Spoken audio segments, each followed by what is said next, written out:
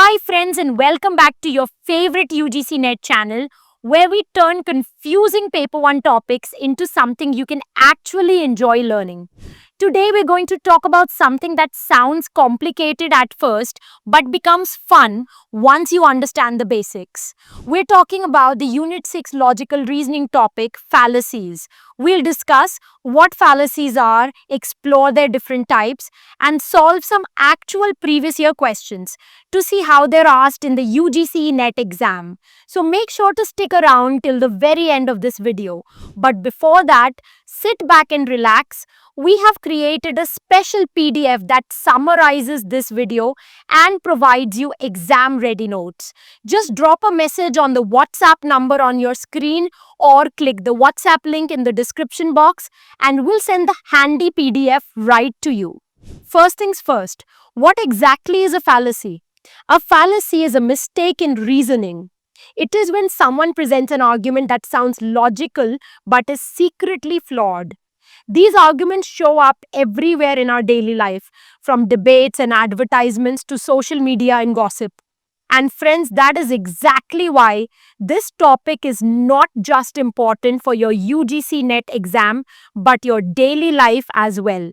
Now, to make everything clear and easy for you, we'll break the fallacies into neat categories and explain each type with examples you can relate to. So, let's get started. We begin with formal fallacies. These are mistakes in the form or structure of an argument. Even if the statements seem true, the way the argument is put together makes it invalid. Under this, we have the fallacy of undistributed middle. This type of argument tries to link two things just because they share a common category. It usually follows this pattern. All A are C, all B are C. Therefore, A is B. Confused? Let's look at an example to understand this. All cats are animals. All dogs are animals. Therefore, cats are dogs? Wait, what? That conclusion is clearly wrong. Let's understand why. Just because both are animals doesn't mean they are the same.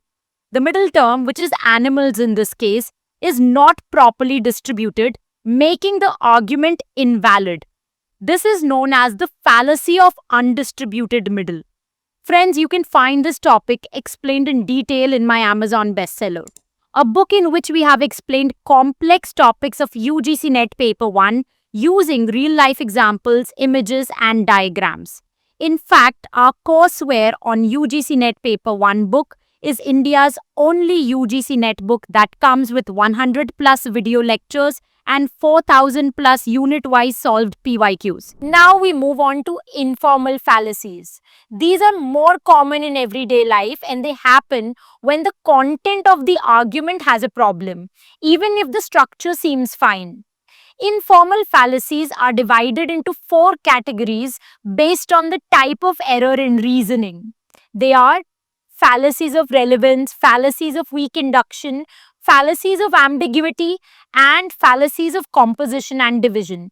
Let's go over each category one by one. Fallacies of relevance happen when the reasons given in an argument are not really related to the conclusion. The argument may sound convincing, but it does not actually support the point being made. Let's discuss its different types. Firstly, we have argumentum ad hominem, also called a personal attack.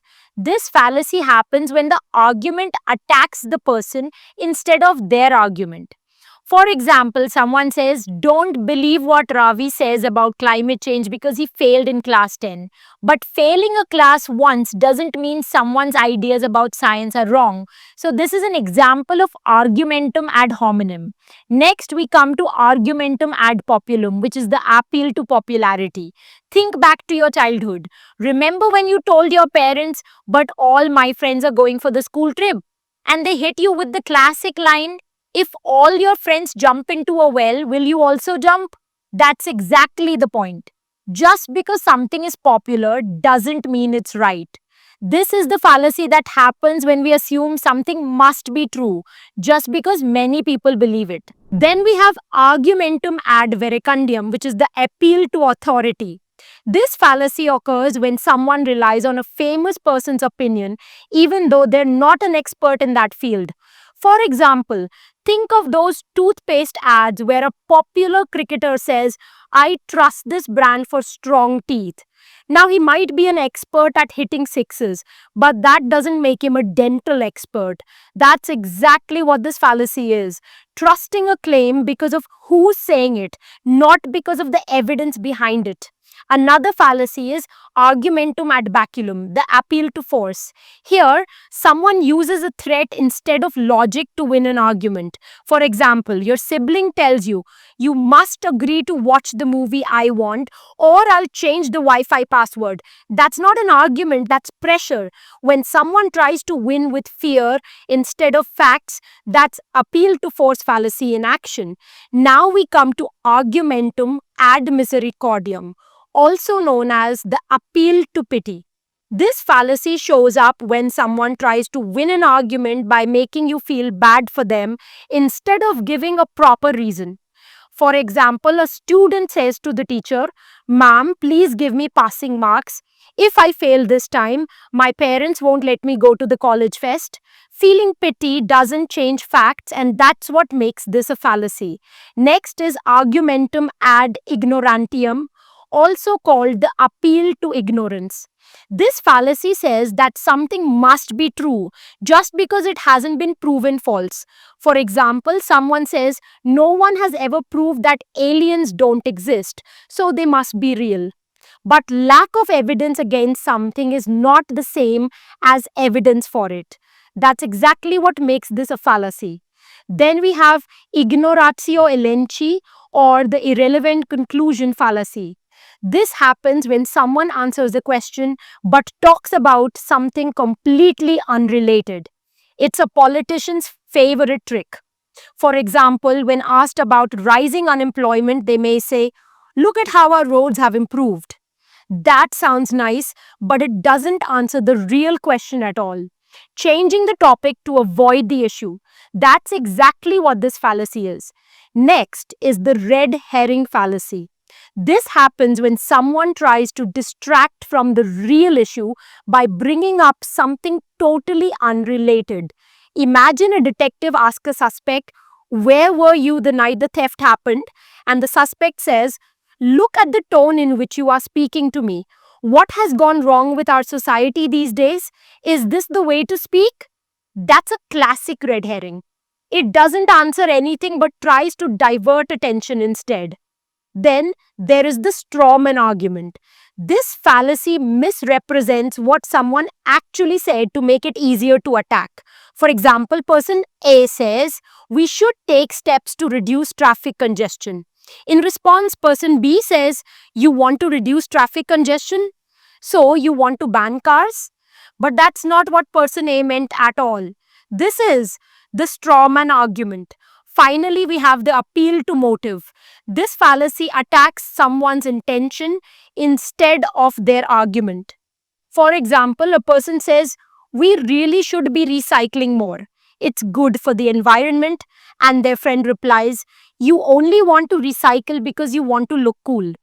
Even if that's true, the argument about recycling can still be valid. Friends, for more such informative videos wherein we explain most important topics of UGC NET Paper 1 in less than 15 minutes, hit that subscribe button and tap the bell icon. And don't forget to check out our playlist section where we've organized unit-wise playlists for UGC NET Paper 1.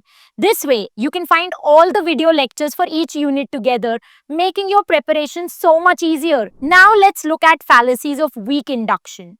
These fallacies happen when the conclusion is based on weak or little evidence and the reasoning is not strong enough. Firstly, we have hasty generalization. This fallacy happens when a big conclusion is made from very little data. For example, if someone says, I met two rude people from Delhi, so everyone from Delhi must be rude. That's not logical. You're taking a tiny sample and applying it to an entire group, without enough evidence. Next is the fallacy of accident, also called sweeping generalization. This fallacy shows up when someone blindly applies a general rule to a situation where it clearly doesn't belong. It usually happens when we fail to recognize that some situations are special cases. There are actually two types of accident fallacies. Let's break them down.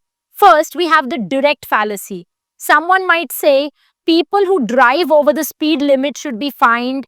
An ambulance driver is speeding to get a patient to the hospital. Therefore, the ambulance driver should be fined. Here, the general rule about speeding is applied without considering the emergency. This is a direct accident fallacy because it treats a special case as if it were a regular one. Next, we have the converse fallacy. This is the opposite, where someone takes a special or exceptional case and uses it to make a general rule. For example, a doctor misdiagnosed a patient. Therefore, all doctors are incompetent. This is clearly unfair and incorrect. One person's mistake doesn't define the whole profession. That's a converse accident fallacy.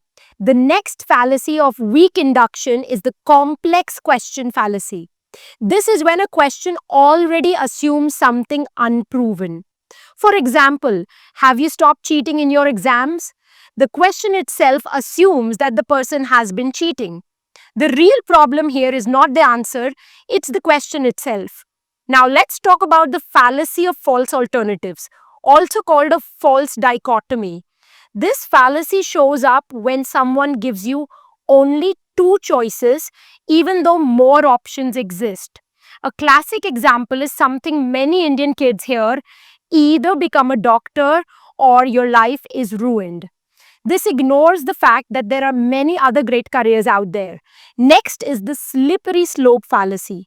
This fallacy says that one small step will lead to a chain of terrible events. For example, someone might say, if you take one day off from studying, next you'll stop studying completely, then fail the exam, and never succeed in life. This assumes one action will automatically lead to the worst case scenario without any steps in between. Finally, we have questionable cause.